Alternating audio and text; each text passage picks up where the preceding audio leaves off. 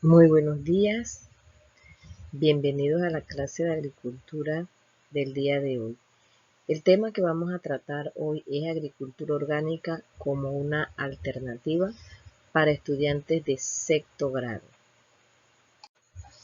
Ok, en este tema vamos a conocer el concepto de qué es la agricultura orgánica, las técnicas básicas de producción que son tres: la diversificación de cultivos, la rotación de cultivos, la asociación de cultivos, los beneficios, las ventajas y las recomendaciones para cada una de estas técnicas. Y además vamos a hablar sobre los insumos permitidos en la agricultura orgánica.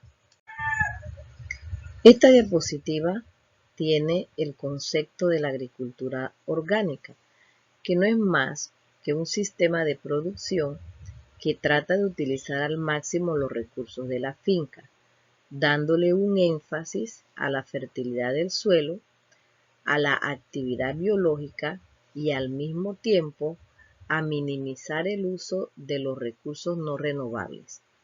Además, a no utilizar los fertilizantes y plaguicidas químicos para así proteger el medio ambiente.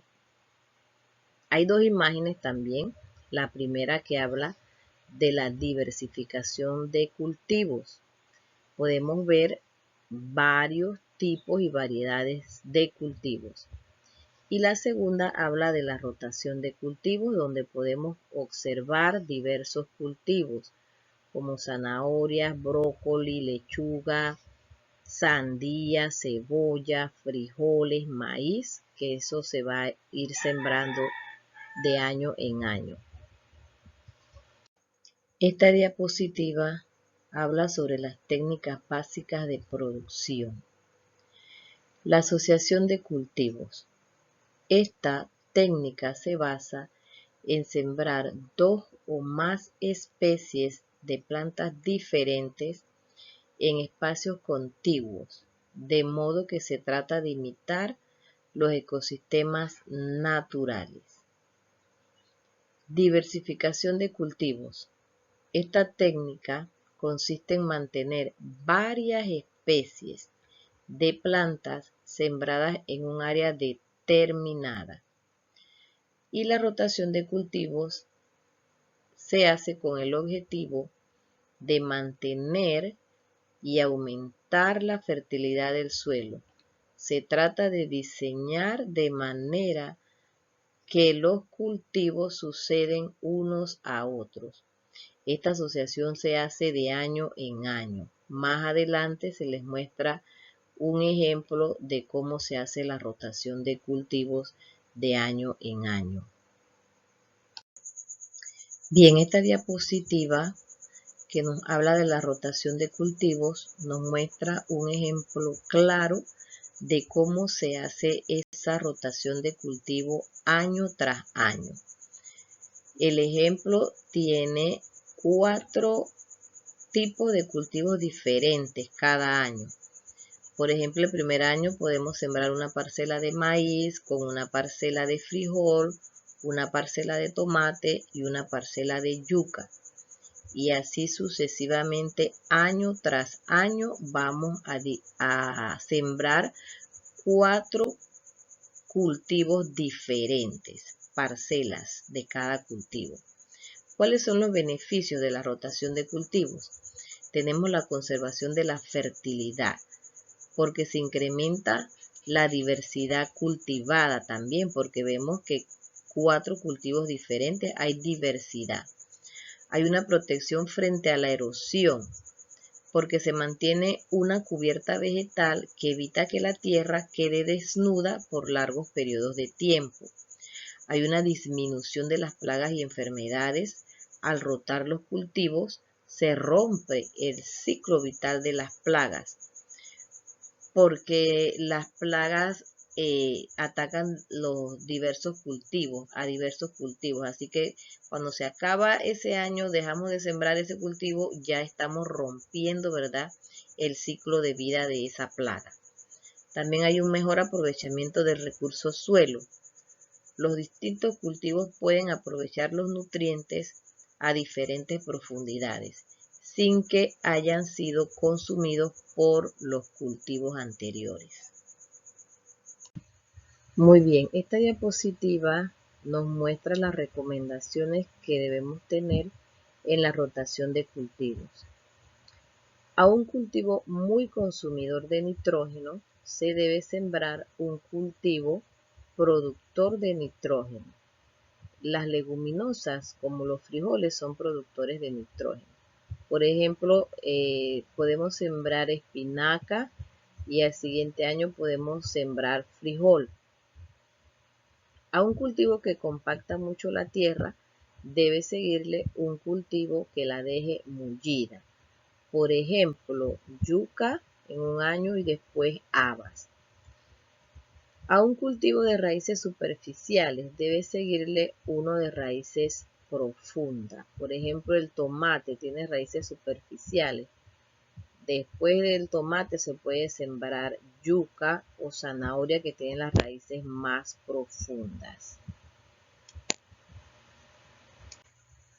Bien, esta diapositiva nos presenta las ventajas y las recomendaciones en la asociación de cultivos. ¿Qué ventajas se tiene con esta técnica? Hay una reducción de riesgos de mala cosecha. Hay una mayor producción del suelo y menos erosión. Disminución en la propagación de las malas hierbas, porque tenemos varios cultivos, ¿verdad? Que van a disminuir que salgan tantas malas hierbas. Hay una mejora en los nutrientes del suelo y disminuye la aparición de insectos dañinos. ¿Qué recomendaciones tiene esta técnica?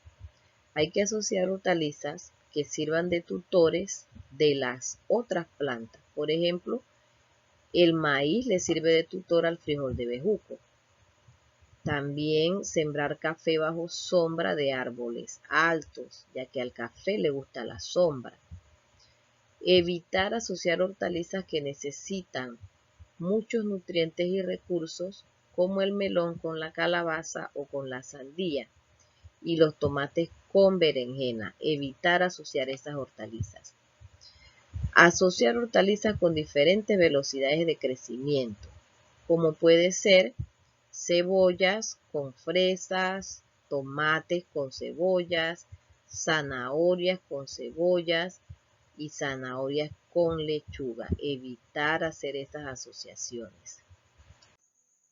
Esta diapositiva muestra los insumos permitidos en agricultura orgánica.